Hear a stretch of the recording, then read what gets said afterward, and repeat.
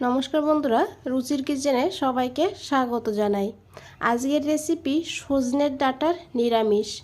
গরমের দুপুরে এরকম সজনের ডাঁটার নিরামিষ ঝোল তরকারি থাকলে এটা দিয়েই কিন্তু এক থালা ভাত খাওয়া হয়ে যাবে। চলুন তাহলে রেসিপিটা দেখে নেওয়া যাক। প্রথমেই দেখুন, এখানে আমি কিছু সজনের ডাঁটা নিয়েছি। ডাঁটাগুলোকে এইভাবে কেটে নিতে হবে। এখানে আমি ডাঁটাগুলোকে কেটে ধুয়ে নিয়েছি। আর ডাঁটার সঙ্গে দেখুন নিয়েছি আলু। এখানে আমি একটা বড় সাইজের আলু এইভাবে পাতলা করে লম্বা করে কেটে নিয়েছি। আর এদিকে দেখুন, আমি 2 মুঠ ছোলার ডাল 1 ঘন্টা আগে ভিজিয়ে রেখেছিলাম।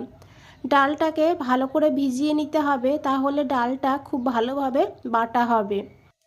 এদিকে দেখুন, আমি একটা মিক্সচার গ্রাইন্ডার নিয়েছি। এখন এই জারের মধ্যে এই ডালগুলোকে নিয়ে নিতে হবে।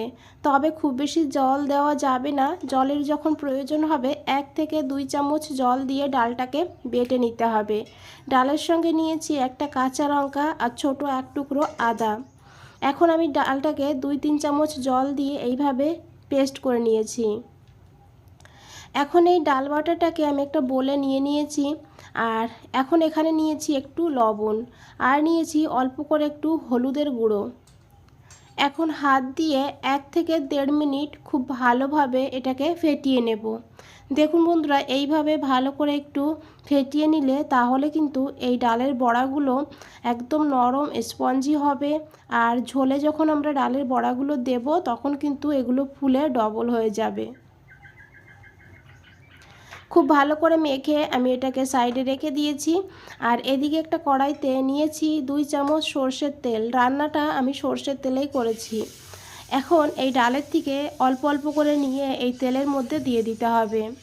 আপনারা চাইলে হাত দিয়েও দিতে পারেন। এখানে আমি চামচ দিয়ে দিয়েছি। এক সাইড ভাজা হয়ে গেলে তারপরে উল্টে দিতে হবে। আর গ্যাসের ফ্লেমটা মিডিয়ামেই রাখবেন। মিডিয়ামে রেখে বড়াগুলোকে এইভাবে ভেজে নিতে হবে। দেখুন কতটা জালি জালি হয়েছে। এই জালি জালি হলে তাহলে বুঝবেন এই বড়াগুলো কিন্তু ঝোলের দেওয়ার পর এগুলো ভালোভাবে ফুলে যাবে আর নরম হয়ে যাবে। দেখুন বড়াগুলো ভাজা হয়ে গিয়েছে। এখন আমি তুলে নেব। একইভাবে বাকি বড়াগুলো ভেজে নিতে হবে। তো এখানে আমি সব বড়াগুলোই ভেজে নিয়েছি। এই তেলের মধ্যেই আলুটা ভেজে নেব। তো এখানে আমি আলুগুলোকে দিয়ে দিয়েছি। তার সঙ্গে দিয়েছি অল্প করে একটু লবণ, অল্প করে একটু হলুদের গুঁড়ো। এখন খুব ভালো করে মিশিয়ে নেব। আলুটা যেহেতু রান্না হতে সময় বেশি লাগে, সেই কারণে প্রথমে আলুটাকে ভালো করে ভেজে নিতে হবে। এখানে আমি আলুটাকে ঢাকা দিয়ে রাখবো লো ফ্লেম করে 2 মিনিট। এতে আলুটা তাড়াতাড়ি ভাজাও হবে আর একটু নরমও হয়ে যাবে। এদিকে দেখুন, আমি একটু দেখিয়ে দিই বড়াগুলো কত সুন্দর হয়েছে, কত জালি হয়েছে। দেখুন বন্ধুরা, এটা আপনারা এমনিতেও খেতে পারেন, এমনি খেতেও কিন্তু দারুণ লাগে। দেখুন ভেতরটা কতটা সুন্দর আর ফাঁপা হয়েছে। এদিকে দেখুন বন্ধুরা, 2 মিনিট পর আমি ঢাকনাটা সরিয়ে নিয়েছি। এখন খুব ভালো করে একবার মিশিয়ে নেব। এখানে কিন্তু আলুটা ভাজা হয়ে গিয়েছে, দেখে বুঝতেই পেরেছেন। এখন এখানে দিয়ে দিতে হবে এই ডাঁটাগুলো। ডাঁটাটা কিন্তু খুব বেশি ভাজবো না, 1 মিনিট মতন ডাঁটাটাকে ভেজে নেব। ডাঁটা খুব বেশি ভাজা হয়ে গেলে ডাঁটার জুসটা থাকবে না, শুকিয়ে যাবে আর খেতে ভালো হবে না। দেখুন ডাঁটাও ভাজা হয়ে গিয়েছে। এখন এই আলু আর ডাঁটাটাকে তুলে নিতে হবে।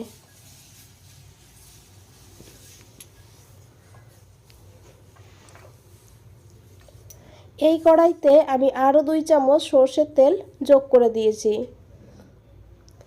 আর এখানে দিয়েছি ফোড়নের জন্য একটু কালো জিরা আর দিয়েছি এখানে একটা শুকনো লঙ্কা ফ্লেভারের জন্য।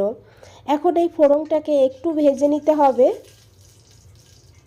আর তারপরে এখানে দিয়ে দিতে হবে টমেটো। এখানে আমি একটা টমেটো এইভাবে কেটে নিয়েছি। টমেটোটাকে একটু নরম করে ভেজে নিতে হবে। তো এখানে আমি দিয়ে দিয়েছি লবণ। লবণ দিয়ে টমেটো ভাজলে তাহলে টমেটো তাড়াতাড়ি নরম হয়ে যাবে। এদিকে দেখুন, আমি একটা মশলা বানিয়ে নিয়েছি। কিভাবে একটু দেখিয়ে দিই। প্রথমেই নিয়েছি 1/2 চামচ গোটা জিরা, 1/2 চামচ নিয়েছি রাঁধুনি আর 1/2 চামচ নিয়েছি এখানে কালো জিরা। এখন এই মশলাগুলোকে বেটে নিতে হবে। তো প্রথমেই আমি যেহেতু মিক্সচার জারে বেটে নেব, তার জন্য আমি একটু গুঁড়ো করে নেব, তাহলে কিন্তু ভালো করে এটা বাটা হবে। আপনারা শিলে বাটতে চাইলে শিলেও বেটে নিতে পারবেন। তার সঙ্গে দিয়েছি 2টো কাঁচা লঙ্কা, 1টা শুকনো লঙ্কা, তবে ঝালটা আপনারা বাড়িয়ে কমিয়ে নিতে পারেন। ছোট 2 টুকরো আদা, আর দিয়ে দিয়েছি একটু জল, আর মিহি করে এই মশলাটাকে বেটে নিতে হবে। দেখুন একদম মিহি করে মশলাটাকে পেস্ট করে নিয়েছি। এদিকে টমেটো ভালোভাবে নরম হয়ে গিয়েছে। এখন এই মশলাটা এই টমেটোর মধ্যে দিয়ে দিতে হবে। এখন খুব ভালো করে এই মশলাটাকে কষিয়ে নিতে হবে, যাতে এই মশলার কাঁচা গন্ধ না থাকে। দেখুন প্রায় 2 মিনিট মতন মশলাটাকে ভাজা ভাজা করে নিয়েছি। এখন দিয়েছি অল্প করে একটু কাশ্মীরি লঙ্কার গুঁড়ো। কাশ্মীরি লঙ্কার গুঁড়ো দিলে কালারটা ভালো হবে, তবে ঝাল হবে না। আপনারা না দিতে চাইলে না দিয়েও রান্নাটা করতে পারবেন। আর দিয়েছি হাফ চামচ হলুদের গুঁড়ো, আর দিয়েছি একটু জল। এখন খুব ভালো করে মিশিয়ে নেব। ঢাকা দিয়ে লো ফ্লেমে 2 মিনিট রেখে দেব।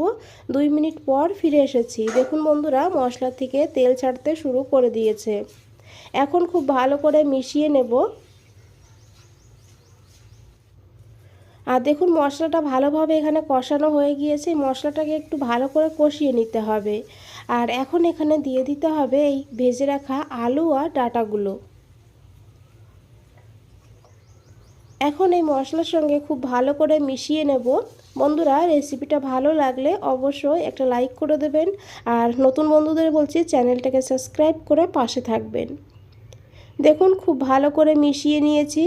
আর এখন এখানে দিয়ে দিতে হবে জল। এখানে আমি এই বাটির 1.5 বাটি গরম জল দিয়েছি। একটু ঝোল ঝোল হবে, সেই কারণে জলের পরিমাণটা একটু বেশি করে দিতে হবে। এখন খুব ভালো করে মিশিয়ে নেব। তাছাড়া আলুগুলো ভালোভাবে সিদ্ধ হবে। তো এইভাবে খুব ভালো করে মিশিয়ে ঢাকা দিয়ে মিডিয়াম ফ্লেমে 5 মিনিট রান্না করব।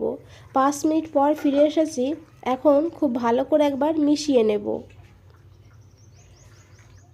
আর তারপরে দিয়ে দেবো ভেজে রাখা বড়াগুলো। আর বড়াগুলোকে দিয়েও খুব ভালো করে মিশিয়ে নেব। তারপরে ঢাকা দিয়ে আবারও লো ফ্লেমে 5 মিনিট রান্না করব। 5 মিনিট পর বন্ধুরা ফিরে এসেছি। দেখুন বড়াগুলো ফুলে ডবল হয়ে গিয়েছে, আর দেখেই বোঝা যাচ্ছে একদম নরম হয়ে গিয়েছে। এখন খুব ভালো করে মিশিয়ে নেব। আর আলুটা খুব ভালোভাবে এখানে সিদ্ধ হয়েছে। দেখুন ডাঁটাটাও সিদ্ধ হয়ে গিয়েছে। আর আমি এই রকমই ঝোলটা রেখেছি। আপনারা যদি আরও একটু ঝোল রাখতে চান তাহলে জলের পরিমাণটা বাড়িয়ে দেবেন। দিয়েছি একটু ধনেপাতা দিয়ে খুব ভালো করে মিশিয়ে নেব। আর আপনারা যদি এখানে চিনি দিতে চান তাহলে একটু চিনিও দিতে পারেন। দিয়ে খুব ভালো করে মিশিয়ে নিলাম। আর গ্যাসের ফ্লেমটা অফ করে দিয়ে 5 মিনিট রেখে দিয়েছি। 5 মিনিট পর ফিরে এসেছি বন্ধুরা। আশা করি দেখে বুঝতেই পেরেছেন কতটা লোভনীয় লাগছে। একবার হলো এইভাবে বানিয়ে দেখবেন সজনে ডাঁটা নিরামিষ। দুপুরবেলা গরম ভাতে আর কিচ্ছু লাগবে না নিরামিষ দিনে। বন্ধুরা, রেসিপিটা ভালো লাগলে অবশ্যই একটা লাইক করে দেবেন, শেয়ার করবেন যতটা পারেন, আর কমেন্ট করে অবশ্যই জানাবেন। বন্ধুরা, আজ তাহলে এই পর্যন্তই। ফিরে আসছি নতুন কোনো রেসিপি নিয়ে। ভালো থাকবেন, সুস্থ থাকবেন। সবাইকে অনেক অনেক ধন্যবাদ এত সময় ধৈর্য ধরে রেসিপিটা দেখার জন্য।